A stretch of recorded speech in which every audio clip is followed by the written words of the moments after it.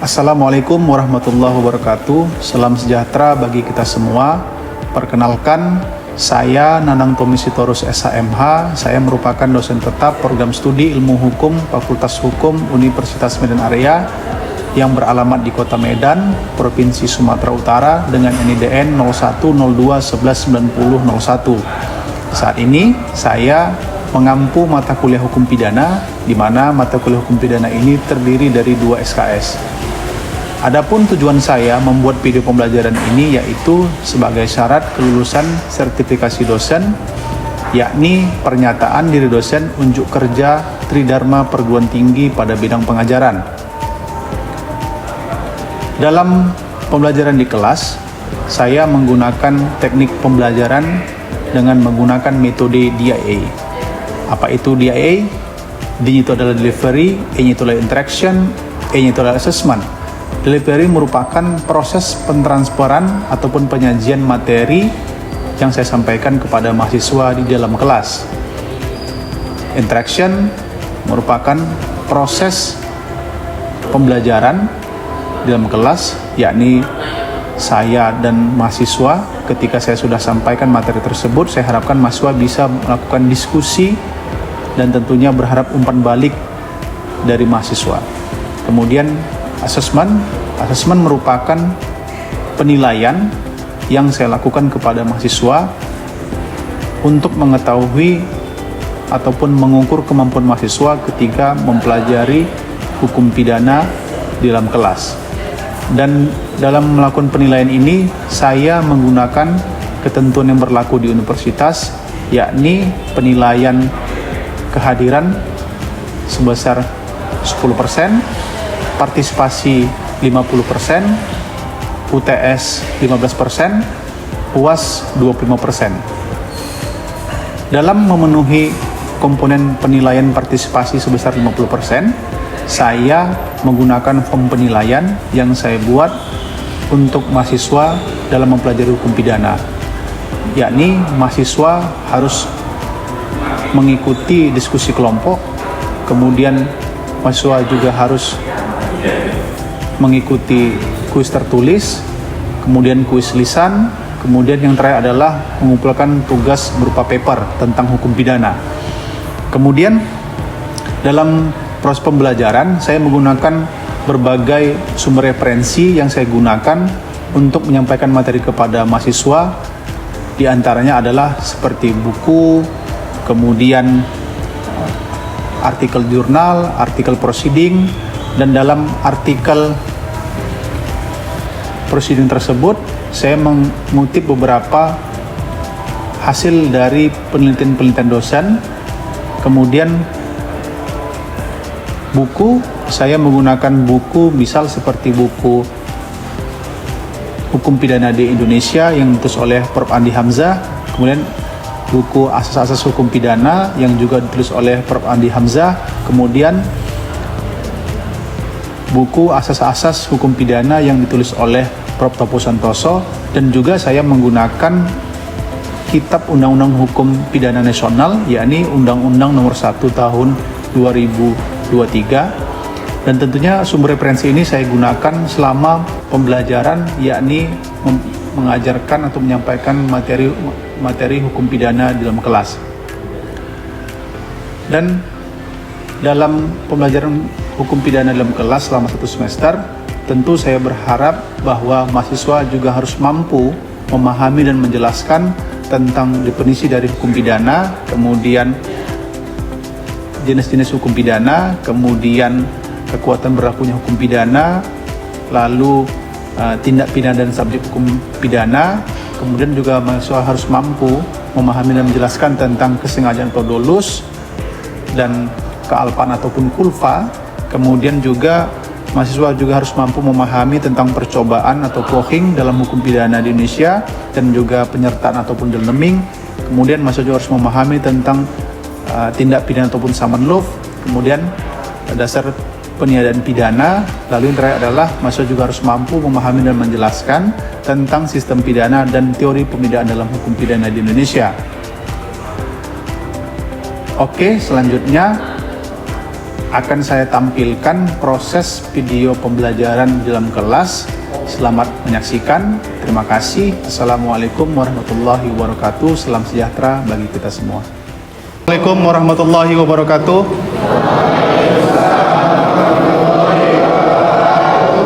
Selamat siang, salam sejahtera untuk kita semua.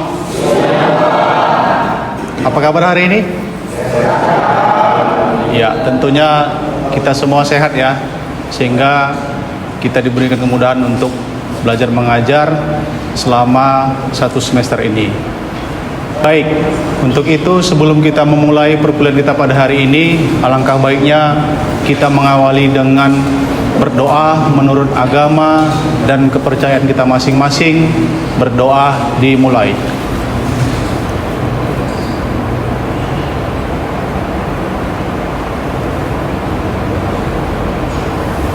Doa selesai. Oke, hari ini kita akan mempelajari materi tentang pengantar hukum pidana dan mengapa hukum pidana itu disebut sebagai hukum yang bersifat publik. Nanti akan saya jelaskan pada saat materi pertama saya sampaikan atau bahan pertama. Jadi di sini saya ingin menyampaikan terlebih dahulu ada yang masih ingat tentang apa itu pengertian hukum pidana? Mungkin ke Raymond, ya. Coba jelaskan apa itu hukum pidana, pengertiannya, definisinya, yang kamu ketahui. Hukum pidana adalah hukum yang bersifat Imperatif. Oke. Yang lain ada yang ingin menambahkan? Silakan. Eagles. Hukum dari Jepang adalah aturan-aturan yang mengatur hubungan antara masyarakat dengan negara maupun lembaga hukum dengan negara. Jadi bersifat. Oke, baik. Untuk itu saya ucapkan terima kasih kepada Raymond dan Eagles tadi yang sudah menyampaikan pendapatnya tentang pengertian dari hukum pidana itu apa ya. Oke, di sini saya akan menjelaskan terlebih dahulu tentang pengertian hukum pidana ataupun definisi dari hukum pidana itu apa sebenarnya. Jadi mungkin adik-adik semua pernah mendengar kata hukum pidana atau pernah membaca ya perihal terkait dengan kasus-kasus hukum yang terjadi di Indonesia ataupun beberapa media-media yang adik-adik lihat semuanya. Tentu hukum pidana itu menjadi ketertarikan sendiri, tetapi perlu diketahui sebenarnya hukum pidana itu apa. Jadi secara teoritis kita akan memandang terkait ataupun melihat sebenarnya apa sih pengertian dari hukum pidana itu. Oke, di sini akan saya jelaskan dahulu ya. Yang pertama itu tentang pengertian dari hukum pidana. Nah, Prof. Simon itu mengatakan bahwa pengertian hukum pidana itu dapat dilihat dari 2 aspek, ya, ataupun 2 perspektif. Yang pertama itu bicara tentang secara subjektif dan juga bicara objektifnya. Kemudian di sini kalau secara subjektif, ya, Prof. Simon juga mengatakan bahwa hukum pidana itu merupakan hak dari negara dan alat-alat kekuasaannya untuk menghukum. Nah, kira-kira ini menghukum siapa?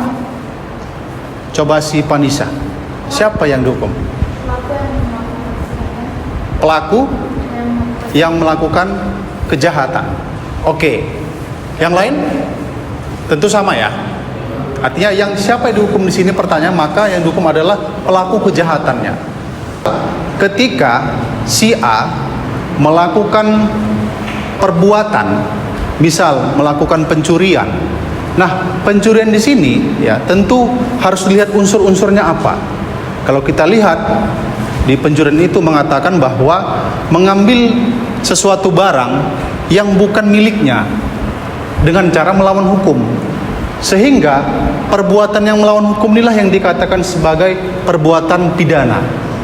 Maka dalam perbuatan pidana itu dikatakan bahwa sebagai peristiwa hukum. Peristiwa hukum kan? Sebelum kita lanjut, oke, kita lanjutkan kepada part yang berikutnya, di slide berikutnya. Nah, kita tadi sudah bicara tentang pengertian ataupun definisi dari hukum pidana. Selanjutnya kita akan bahas tentang sebenarnya tujuan hukum pidana itu apa sih, Pak? Ikan, gitu kira. Jadi ketika kalian bertanya apa tujuan dari hukum pidana itu, tujuannya itu tentunya, ya ini secara umum ya, secara umum, untuk melindungi masyarakat. Nah, kira-kira dari narasi ataupun kalimat untuk melindungi masyarakat, ada pendapat yang bisa kalian sampaikan? Imam? Dari kata tujuan untuk melindungi masyarakat katanya. Untuk melindungi masyarakat itu supaya dia terlindung dari tindak kejahatan yang dilakukan pelaku. Si pelaku itu supaya kena ancaman pidana, Pak. Tujuan. Jadi untuk melindungi si korban. Oke, baik. Yang lain? Si Sally, ada kata untuk melindungi masyarakat katanya. Ini dari tujuan hukum pidana.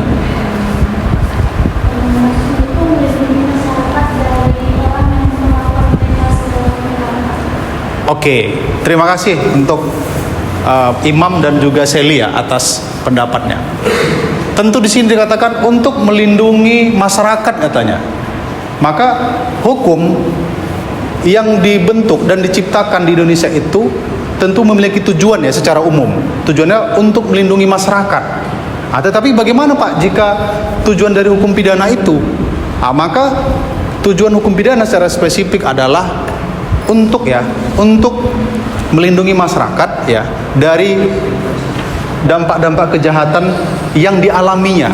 Misal, jika si imam menjadi korban tindak pidana, misal dia menjadi korban penganiayaan, maka dalam hal ini hak-hak si imam ini harus didapatkan.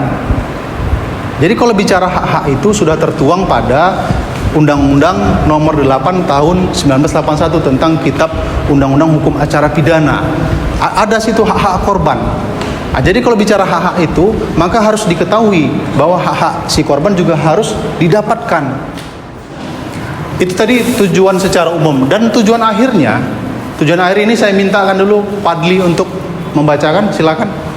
Tujuan akhir dari pidana adalah untuk menghukum mereka yang terbukti bersalah tanpa ada keraguan.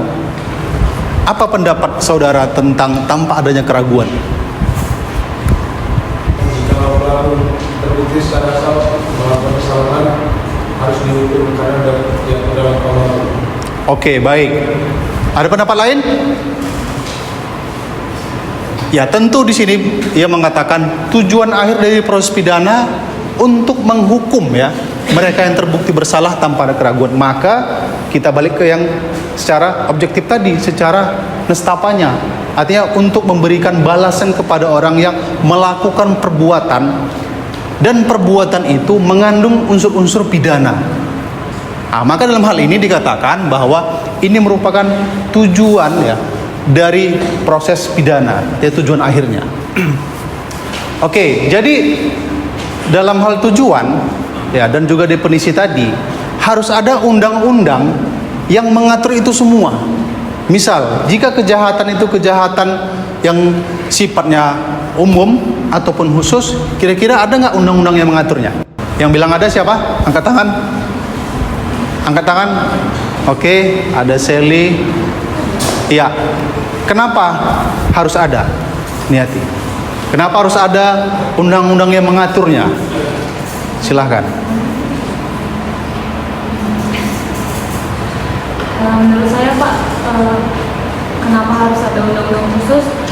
Seperti umumnya, seperti mengatur tentang perceraian itu butuh undang-undang khusus. Oke, kemudian kita bicara lagi, misal jika ya, si A melakukan tindak pidana penganiayaan. Pertanyaan saya adalah, apakah perlu ada undang-undang yang mengaturnya? Tentu saja perlu ada undang-undang yang mengaturnya untuk memberikan kepastian hukum kepada korban penganiayaan. Oke, terima kasih. Jadi tentunya perlu ada undang-undang. Nah, di sini akan saya jelaskan. Ya, yang kalian sampaikan tadi itu tentu perlu Pak katanya. Oke, peraturan perundang-undangan ini yang sangat familiar ya, yang sangat sudah sering kita dengar. Yang pertama kita bicara dari Undang-Undang Nomor 1 Tahun 1946 nih. 1946 ya, tentang Kitab Undang-Undang Hukum Pidana. Oke, yang kedua sama-sama. Undang-Undang 8. Oke, tentang Kitab Undang-Undang Hukum Acara Pidana. Nah, di mana perbedaan antara Undang-Undang Nomor 1 Tahun 1946 dengan Undang-Undang Nomor 8 Tahun 1981? Siapa yang ingin memberikan pendapatnya? Apa perbedaannya? Ya, silakan. Saya Pak, Undang-Undang Nomor 1 Tahun 1946 itu Pak, itu KUH pidana itu berarti berisikan pasal-pasal. Dia berisikan pasal-pasal di mana pasal-pasal ini mengatur suatu perbuatan yang boleh dilakukan dan tidak boleh dilakukan Pak. Nah, untuk menegakkan ini Pak, itulah diperlukanlah Undang-Undang Nomor 8 Tahun 1981 di mana tentang Kitab Undang-Undang Acaranya Pak. Karena di Kitab Undang-Undang Acaranya inilah si pelaku bisa diproses Pak secara hukum. Oke, terima kasih. Berikan aplaus untuk Egos dulu. Oke, terima kasih. Jelas perbedaannya ya. Yang pertama ya, 1 1946 dengan 8 1981 tentu berbeda. Misal, ini contoh yang sangat mudah dipahami ya. Yang pertama, jika si A melakukan tindak pidana pembunuhan ya, berencana. Kalau contoh yang tadi itu pembunuhan biasa 338. Nah, sekarang kita bicara tentang jika si A melakukan tindak pidana pembunuhan yang dilakukan secara berencana, maka pasalnya juga berbeda. Jadi perbedaan di mana Pak? Pembunuhan biasa itu 338, kemudian pembunuhan berencana itu diatur pada pasal 340. Nah, perbedaan di situ adalah adanya perbuatan ya, niat yang direncanakan atau tidak.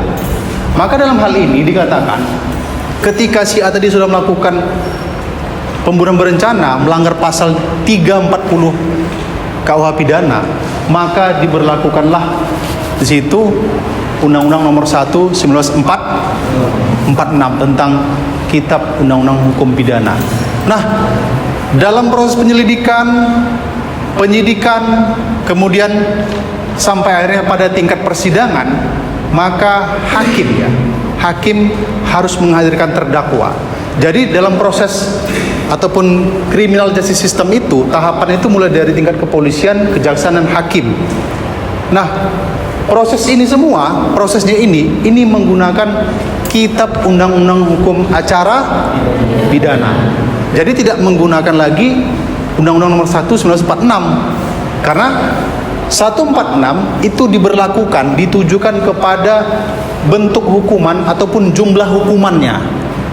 Tapi kalau dari proses penyelidikan sampai vonis persidangan atau vonis hakim itu sudah menggunakan Undang-Undang Nomor 8 1981. Oke.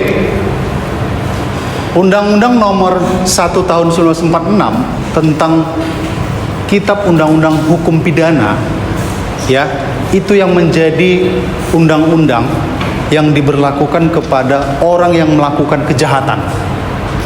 Pahami ya? Tetapi ketika Undang-Undang 1 Tahun 46 ini ya, 1946 ini sudah diberlakukan, maka dalam hal ini diberlakukanlah undang-undang yang mengatur tentang acaranya. Jadi tidak bisa Undang-Undang 1946 ini, Nomor 1 1946 ini mengatur tentang hukum acara yang tidak bisa.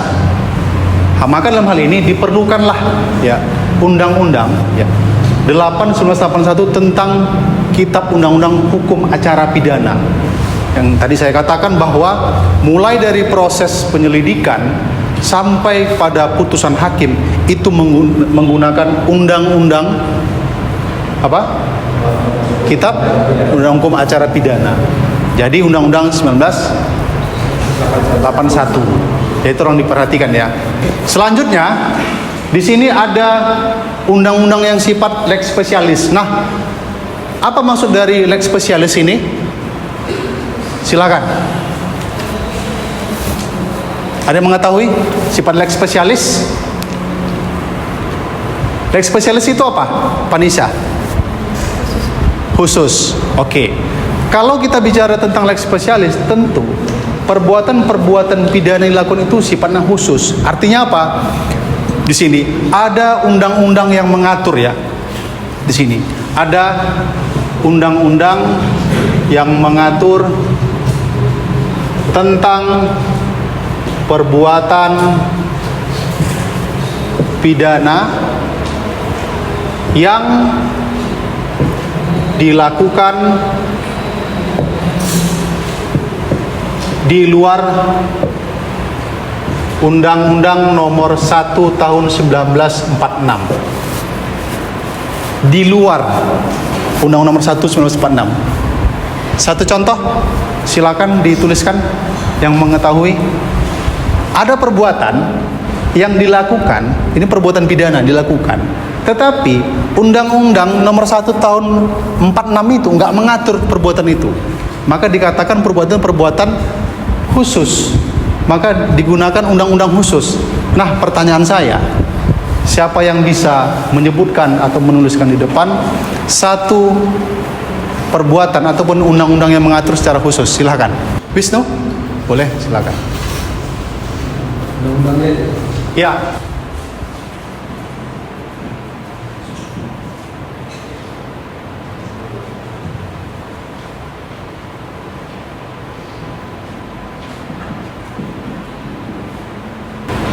Oke, terima kasih Pak Wisnu. Yang lain ada?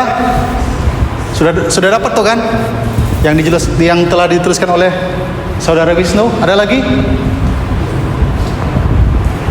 Mudahnya begini. Ada tidak perbuatan pidana yang dilakukan seseorang yang tidak diatur di dalam Undang-Undang Nomor 1 Tahun 46? Ada? Silahkan tuliskan.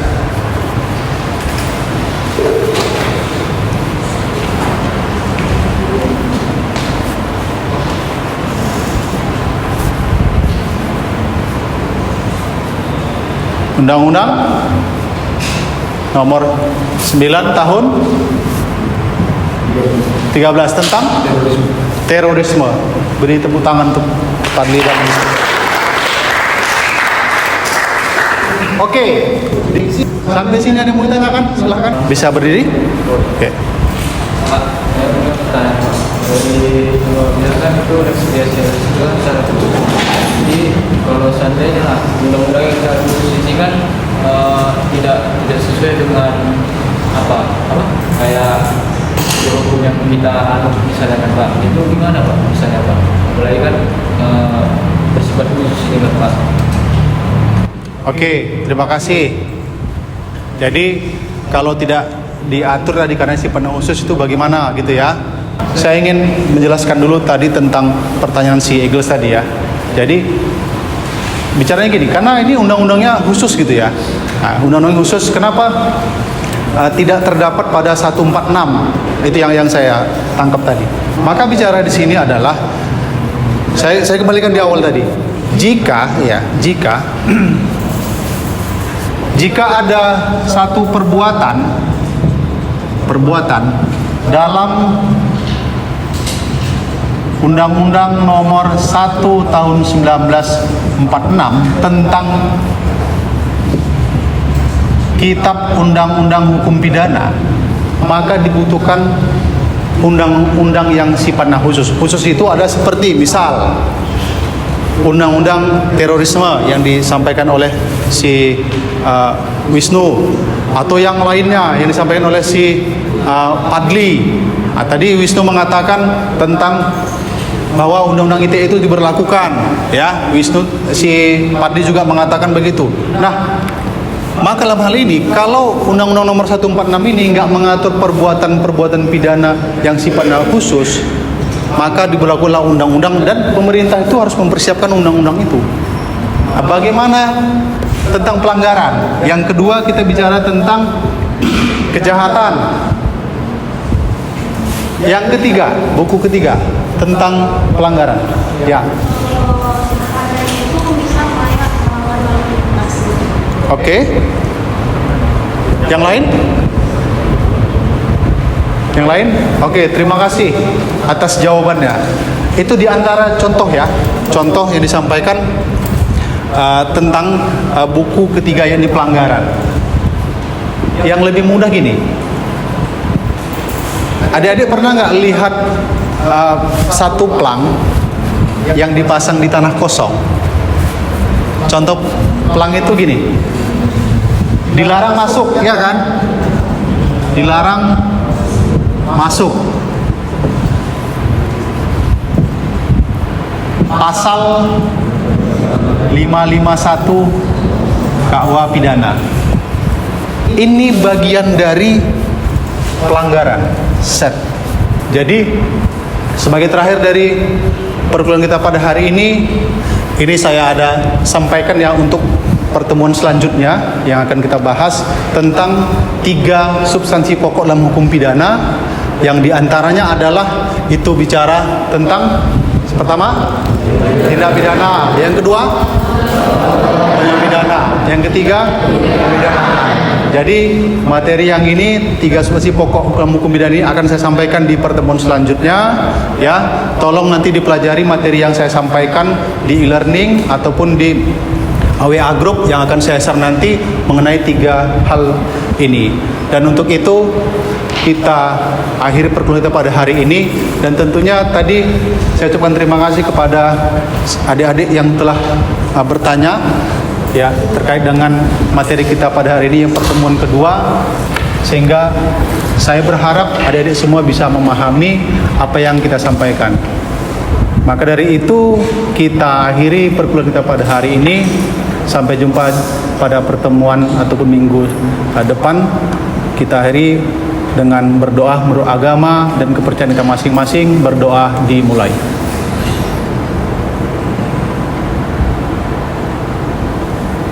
Doa selesai. Terima kasih. Assalamualaikum warahmatullahi wabarakatuh. Selamat siang, selamat sejahtera untuk kita semua.